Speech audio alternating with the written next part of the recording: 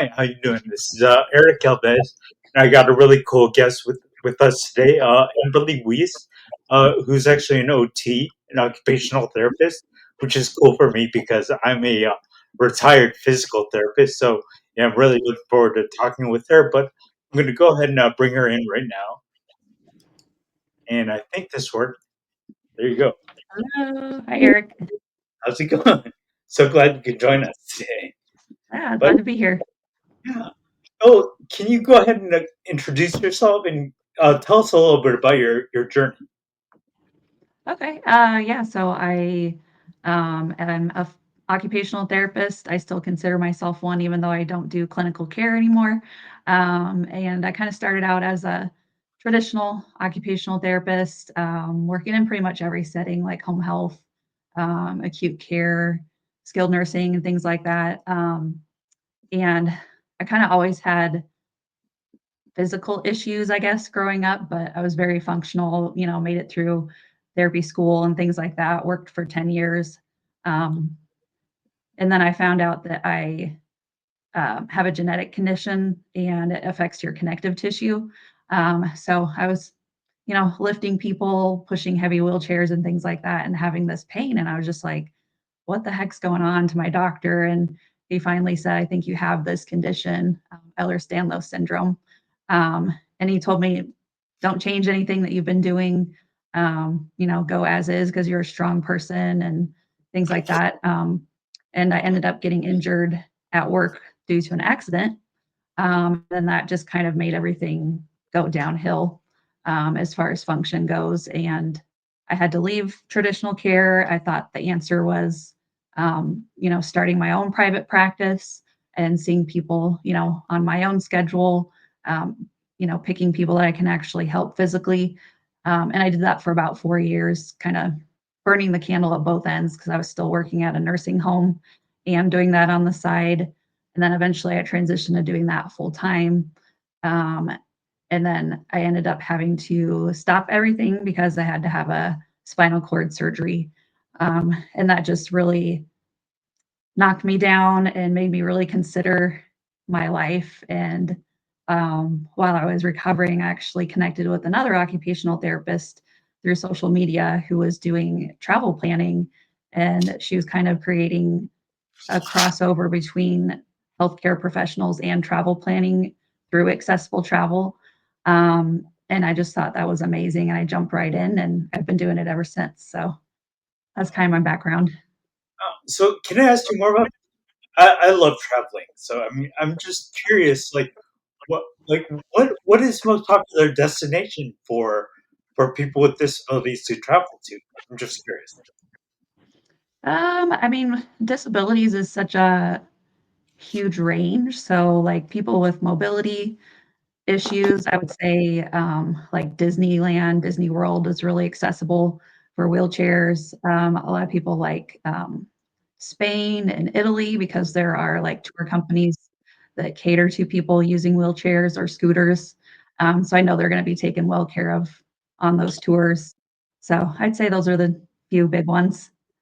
Oh no, I do want to ask you. So, what is your favorite place to travel, or what's your most popular destination that you like? Oh, well, I've got my dream destination list, and I've got places I've actually been to, but I went to Scandinavia, like Denmark and Sweden, when I was a senior in high school, and that was amazing. I actually got to meet some relatives, distant relatives. The Caribbean's always nice. Um, I've got my dream destination of Spain. That's on my top Uh, list, and then Iceland too. I really want to see those two places. what do you want to do in Spain? I'm curious because I would love to go there too, but Yeah. you know, I mean, which it's just the architecture, the culture, the sea is really beautiful there. Um, the food is really yeah, nice looking there. yeah. So, yeah, I just learned about it in Spanish class throughout high school and college, so it's like, I wanna see it for real now. So does your husband like to travel a lot also, or I Um, got two yeah. kids, so Yeah, we got 2 kids. I think when it's just me and him, he can relax a little bit more, but when it's with me and the kids, he's just like Papa Bear mode and Yeah. Okay. like he's there to protect us and stuff. But So, how yeah, old are your kids then? Are they still pretty I small? got they're middle, so they're 11 and 9. So yeah, just found out the younger one has neurodiversity, neurodivergent traits, and we finally got that um, diagnosed. So we're just kind of thinking about our travels, and it's not going to really change anything, but it's nice to know, you know, what is driving the behavior and how we can support her better. So So, I was curious. Like, does your background in occupational therapy has that really been a big benefit for you? If so, like how? the OT background, as far as like the travel side, has been really beneficial just because it's almost like doing an evaluation on somebody, except we're instead of like the home environment or the hospital environment, we're talking about the destination that they want to go to. So I feel like my skills cross over pretty well with that part of things. Are there a lot of OTs and PTs and rehab professionals in general involved with disability travel planning? Or Mhm. yeah, Yeah, actually, there's a growing group of us. And like I said, it crosses over really well with healthcare and especially like physical therapy and occupational therapy and speech language pathology. Um, I think as therapists, we can assess how people function, especially when they're traveling. So yeah, there's a huge group of us making waves in it. yeah, that's so cool. Like, I mean, uh, what is the biggest group that you've planned travel for? Like, I mean, how big of a party do you usually work with? Is it usually just two people or four Mm. people? I was just curious. Uh, yeah, all over. Like I've worked with a group of like 25 people traveling, or all the way down to just like solo travelers. So there's some travel agents that like book complete cruises out Really, for like huge events and things like that. So yeah, it's crazy. is it safe for people to travel now, or especially people with disabilities?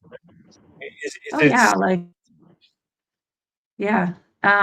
As far as safety, I mean, there's people in like Facebook support groups who are just traveling all over the place. Um, I worked with a lady with muscular dystrophy who was on a portable vent. So if oh, you think about a vent, you usually think about someone who is, in a coma.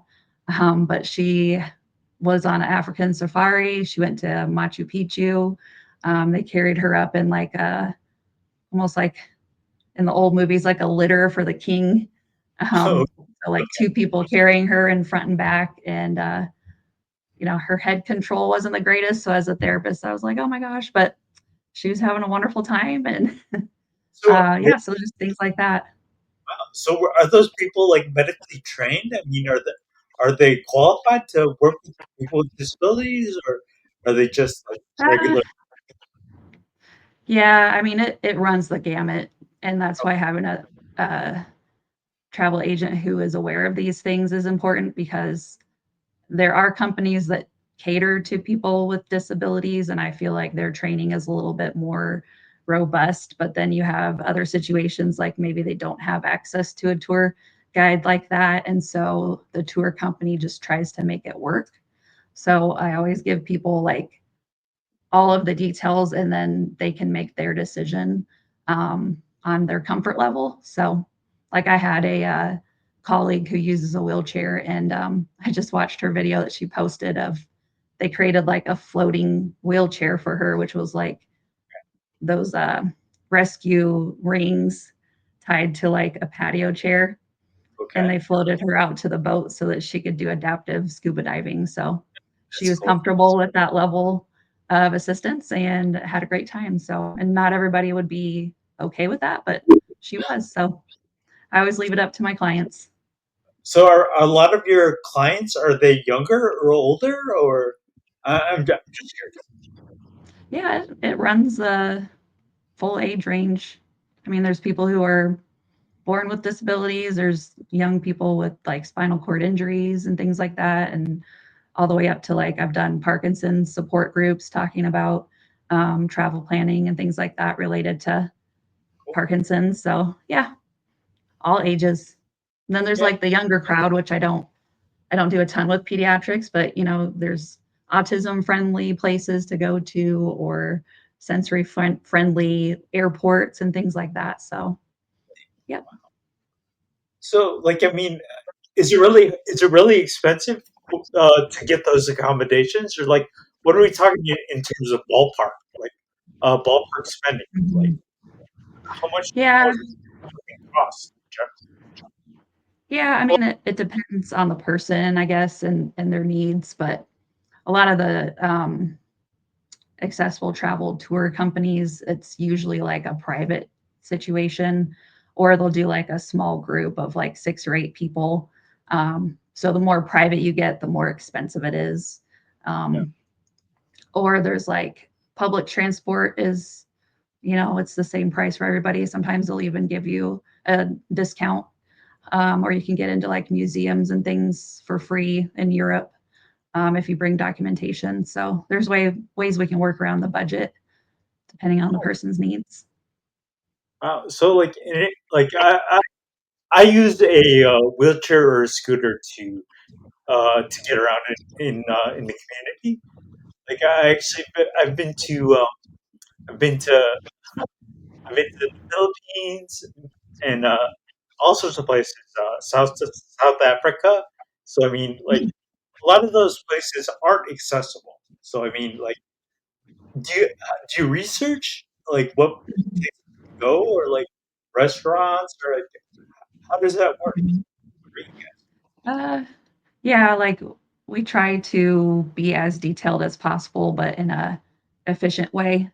And some places are more, I guess, supportive of like showing us pictures of the location or maybe like pictures of the bathroom setup.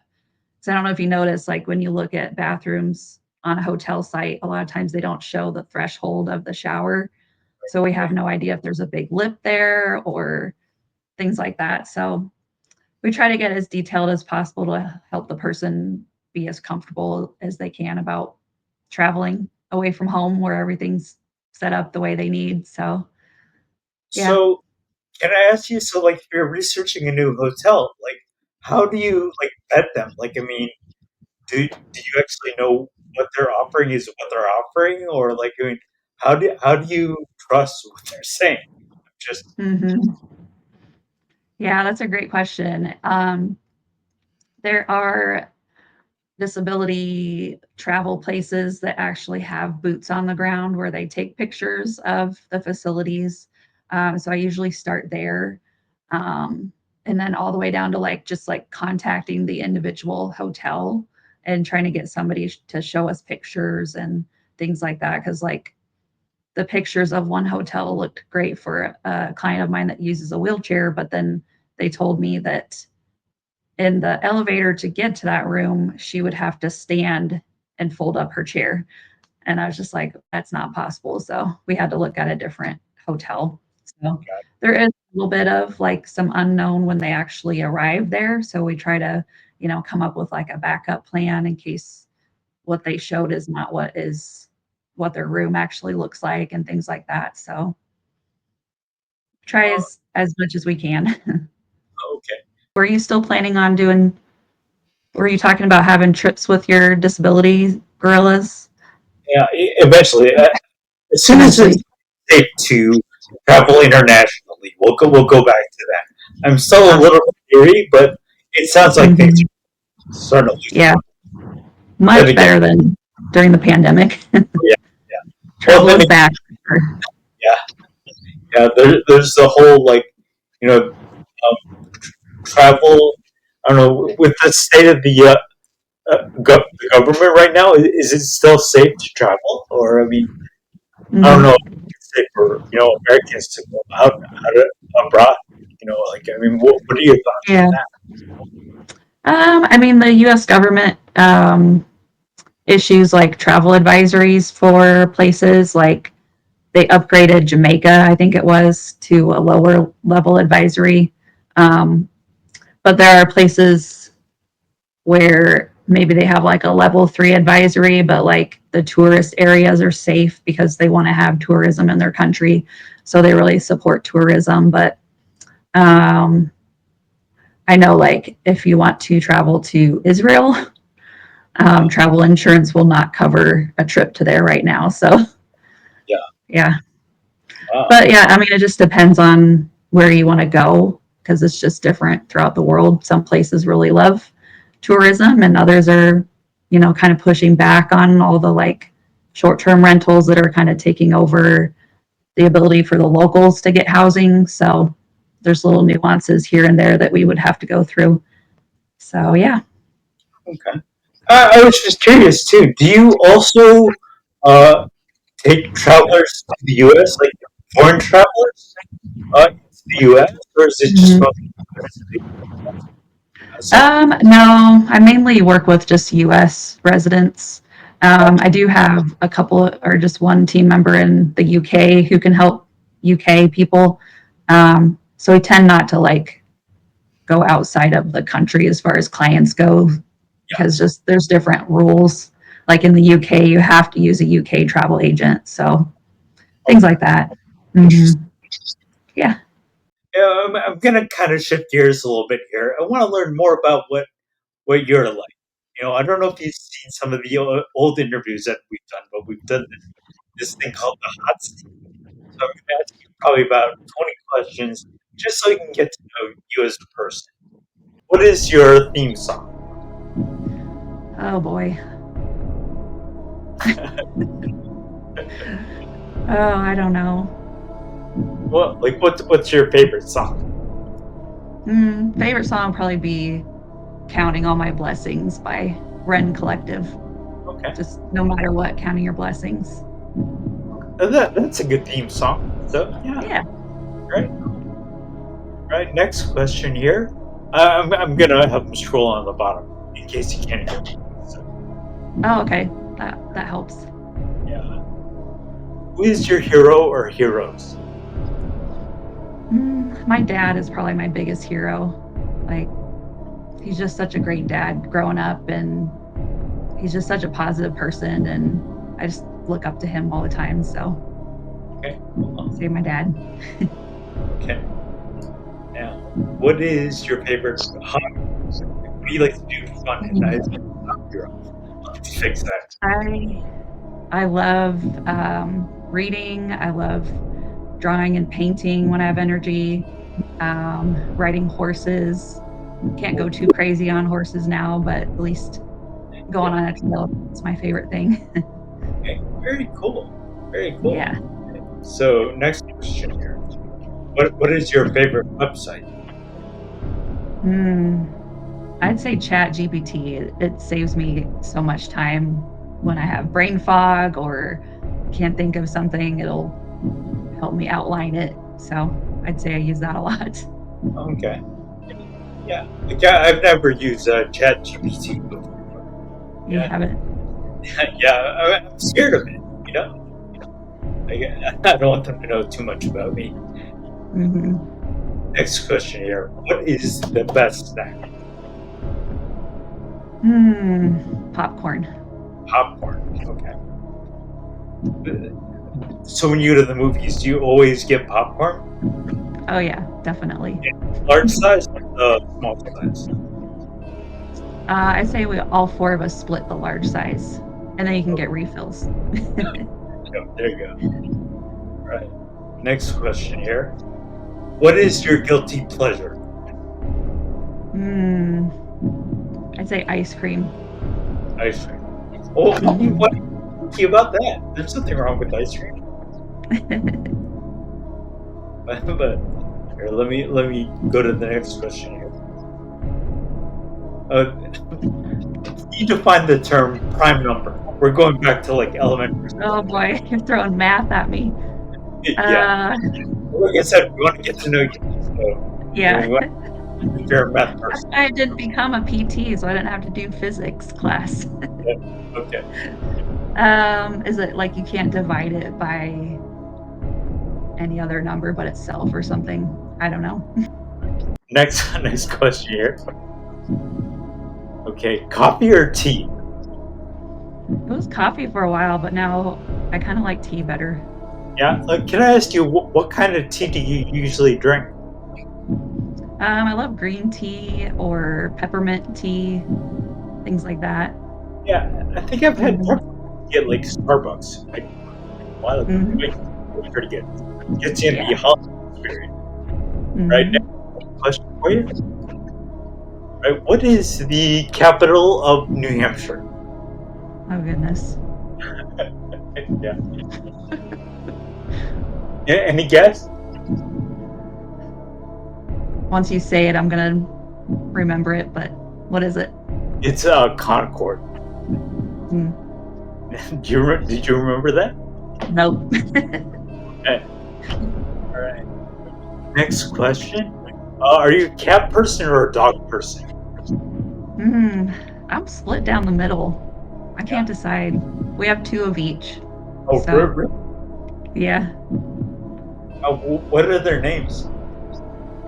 We have Fluffy, Donut, Callie, and Moose. Callie seems to. Is Callie your cat's name or is it your dog's Uh-huh. name? Yeah, Callie the Calico. It's very Okay. original. All right. Now, next question here. Are you more about eating out or ordering in? I like to eat out just to have a reason to go out and Yeah. have fun and yeah, I'd say eating out. So, what's your go-to restaurant? I love Yeah. Thai Okay. food. What Hmm. yeah, just pad thai or I usually get cashew chicken okay, okay, or pad cool. thai, I guess, if I want noodles. Yeah, Hmm. yeah. Like I personally, I love. Do you know what pad stew is? It's these wide noodles. They're really good too. Yeah, I think I might have had that before. It's really good. Yeah, yeah. I would definitely get some thumbs up from me. So, right. Yeah, Next question here: pineapple on pizza? Yes or no? of course. Yes. Yeah, yes. Okay. Having pineapple or what do you pair with pineapple? Usually the Hawaiian, so Canadian bacon. Okay, okay, Yeah. I don't get it very often because I'm the only one in my family that likes it. okay. Yeah. Gotcha. All right. Now, tell us something we didn't know, like any random fact, like Hmm.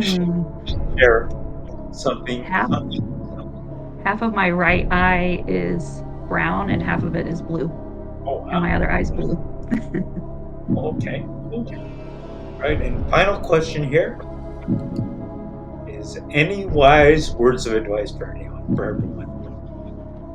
Um, yeah, back to travel related, I would just say like if you have the desire to travel, we'll find a way to make it fit with what you need. So Oh, if you have that sense of adventure, it may not be perfect, but we will figure out a way to get it as close as possible to what your travel dreams are. all right. Cool. So, yeah, thanks again for joining us online, and yeah, definitely we'll be in contact because you know I Hmm. love traveling, so I hope you get a Yeah. lot of pros. I'm still trying to get my feet wet, so thanks for being my third guest. Yeah, no problem. It's great to be on here, Eric. Yeah, and we'll definitely be in touch because I do have that travel bug that's starting to bite again. So, yeah, we'll definitely be in touch. Sounds good. Thanks. All right.